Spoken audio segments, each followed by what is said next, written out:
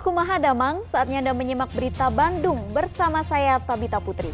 Sejumlah berita menarik akan kami sajikan untuk Anda, berikut 3 berita utama hari ini. Kebakaran gudang logistik Rumah Sakit Umum Daerah Dr. Slamet Garut, pasien dan keluarga panik menyelamatkan diri. Sekitar 80 orang keracunan usai mengkonsumsi makanan dari pengajian peringatan Maulid Nabi Muhammad di Cianjur.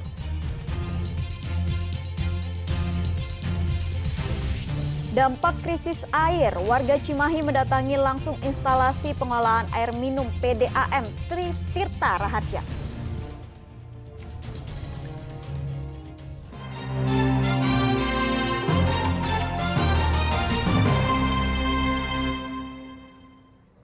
Informasi pertama, gudang logistik RSUD Dr. Slamet Garut terbakar. Kebakaran itu membuat pasien dan keluarga panik. Mereka berusaha menyelamatkan diri agar terhindar dari dampak asap kebakaran.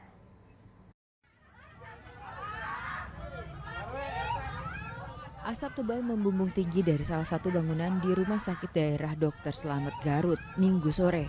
Api terus membesar hingga membakar habis seluruh bagian bangunan. 9 unit mobil pemadam kebakaran diterjunkan ke lokasi. Kebakaran ini membuat pasien di rumah sakit panik. Keluarga pasien berusaha menyelamatkan diri dengan membawa keluarga serta tempat tidur pasien keluar ruangan. Seluruhnya diarahkan ke daerah yang jauh dari sumber kebakaran. Kepanikan juga terjadi di ruang bayi. Perawat dan keluarga bayi berusaha mengevakuasi para bayi. Kepanikan sempat terjadi karena kondisi terlalu ramai. Tempat inkubator bayi yang tak beroda pun mempersulit proses evakuasi. Perawat dan keluarga berusaha memindahkan bayi-bayi agar terhindar dari asap kebakaran yang bisa membahayakan mereka. Pemadaman kebakaran terus dilakukan. Diduga ruangan yang terbakar adalah gedung logistik rumah sakit. Upaya pemadaman dipercepat agar kebakaran tidak meluas ke ruangan lain, terutama ruang perawatan. Katanya ke ruang logistik, saya juga belum tahu persis ruangan apa yang terbakar. Cuman kita semua armada kita kerahkan di sini. Yang di Mako 5 kendaraan kita kerahkan di sini, di backup yang dari Cikajang, di backup dari Leles dan dari Limbangan. Jadi kurang lebih sekitar 8 unit yang ada. 8 unit kendaraan. Kalau penyebab api belum tuh? Saya belum tahu, belum ada. Harus ada penyelidikan. Tadi dinas pemadam sendiri tahu kebakaran jam berapa, Pak? Tadi jam 12.25. Kebakaran di Rumah Sakit Dr. Slamet tidak menimbulkan korban jiwa. Seluruh pasien berhasil dievakuasi agar terhindar dari asap kebakaran. Seluruhnya ada di selasar atau ruang terbuka rumah sakit yang posisinya jauh dari sumber api. Wakil Bupati Garut yang meninjau lokasi memastikan seluruh pasien rumah sakit selamat dan evakuasi untuk pasien perawatan khusus juga diutamakan. Ya jelas pasti ada, cuman kan kita belum lihat ICU-nya sekarang seperti apa. Apakah ada pasien yang gawat yang sedang ditangani oleh alat atau tidak. Saya kira yang di ICU tidak semuanya pakai, mungkin sudah ada perbaikan ya gitu. Nah, kita doakan saja lah, mudah-mudahan nggak ada apa-apa. Karena saya belum nengok ke sana. Ya, aman. Jadi Tadi aman. Pak ada yang Pak, bayi dievakuasi kemana Pak? Bayi Pak? Nah, Untuk bayi ini Pak? kan gini evakuasi. Tadi kan ada kepanikan. Nah, yang 3 itu panik, dia keluar duluan, cari tempat yang aman. Ya, sisanya dievakuasi oleh petugas. Butuh waktu 2 jam untuk bisa memadamkan api. Petugas masih mendalami penyebab kebakaran di ruang logistik rumah sakit. Di dalam ruangan itu terdapat tempat tidur dan alat-alat kesehatan yang tidak terpakai. Ruangan logistik ini. Dalamnya apa banyak Pak? Dalamnya itu alat-alat atau tempat tidur yang sudah tidak terpakai. Kemudian juga alat kesehatan yang tidak terpakai. Ya, karena memang itu tempat-tempat barang yang sudah tidak terpakai. dengan kejadian kebakaran ini, Pak? Kejadian ada korban nggak, Pak? Tidak ada. Jadi pasien-pasien yang ada di sebelah mana tadi itu Evakuasi ke sebelah mana dulu, Pak? Tadi udah dievakuasi, ada beberapa. Meski pelayanan sempat terganggu, pihak rumah sakit memastikan pelayanan kesehatan kini berjalan normal. Eko Setiabudi melaporkan dari Kabupaten Garut. Pasca kebakaran RSUD Dr. Slamet Garut, kondisi pelayanan terhadap masyarakat berjalan normal. Namun kerugian dari kebakaran diperkirakan mencapai belasan miliar rupiah.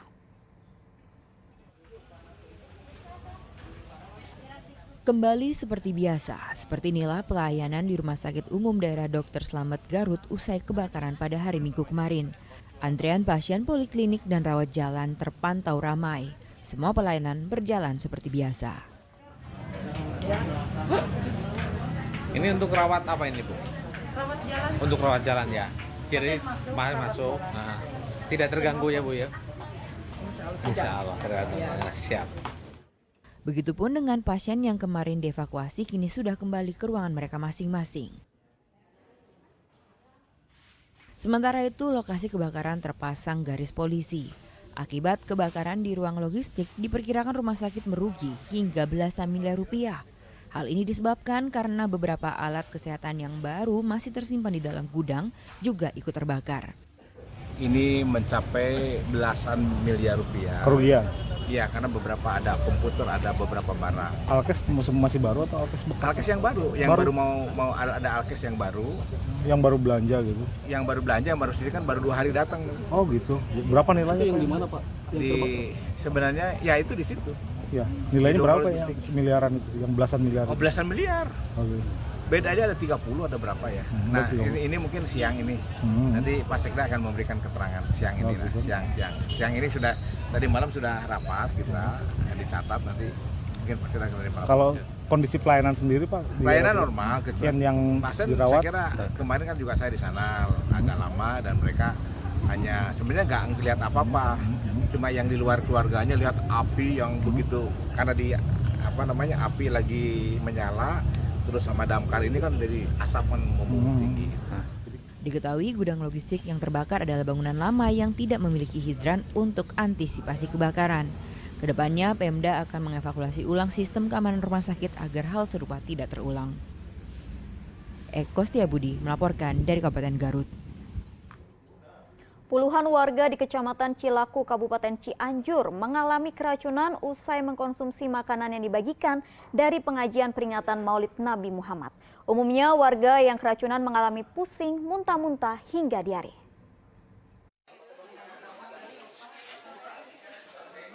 78 warga mulai dari anak-anak hingga orang dewasa di Kampung Kebon Manggu, Desa Ciharas khas Kecamatan Cilaku, Cianjur mendapatkan pertolongan medis karena keracunan makanan.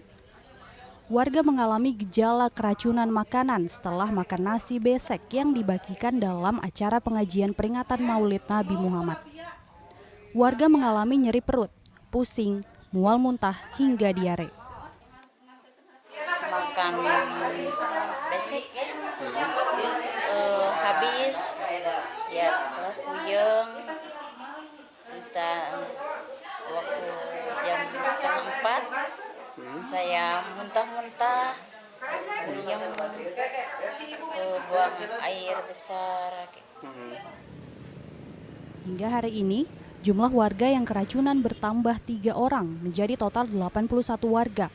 Mereka masih mendapatkan penanganan medis di Madrasah Pondok Pesantren Mazraatul Ulum. Sementara 9 di antara warga keracunan yang mengalami gejala lebih parah dilarikan ke Puskesmas dan Rumah Sakit Umum Daerah Sayang Cianjur untuk pertolongan intensif. Ada yang baru ini baru datang 3 orang, belum masuk dataan. Terus ada yang di rumah sakit juga. Sedang polisi masih mencari tahu penyebab pasti keracunan massal yang dialami warga. Tindak kepolisian segera kita mengadakan pemeriksaan dari saksi, kemudian juga dari Inapis untuk mengecek daripada sampel makanan, karena sampel makanan itu ada yang kita amankan untuk penelitian lebih lanjut, dan juga ada di Puskesmas untuk diperiksa ke Balai POM. Hingga kini, polisi masih menunggu hasil uji laboratorium sampel nasi besek yang menyebabkan warga keracunan. Diperkirakan jumlah warga yang keracunan akan terus bertambah. Rendra Gozali melaporkan dari Cianjur. Sebuah pohon berukuran besar tumbang hingga menutup jalan nasional di jalur selatan Cicalengka, Kabupaten Bandung Minggu petang.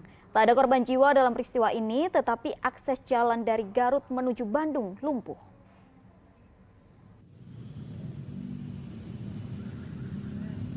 Jalan Nasional Cicalengka, Kabupaten Bandung macet hari Minggu kemarin.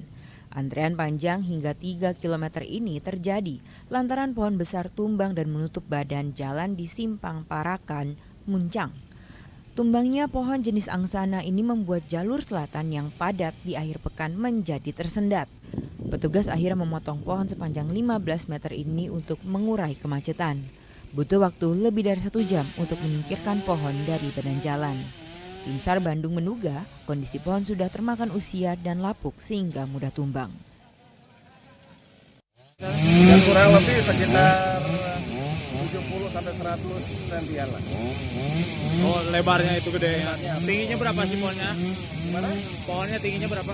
Kurang lebih 10 sampai 15 meter. 15 meter ya.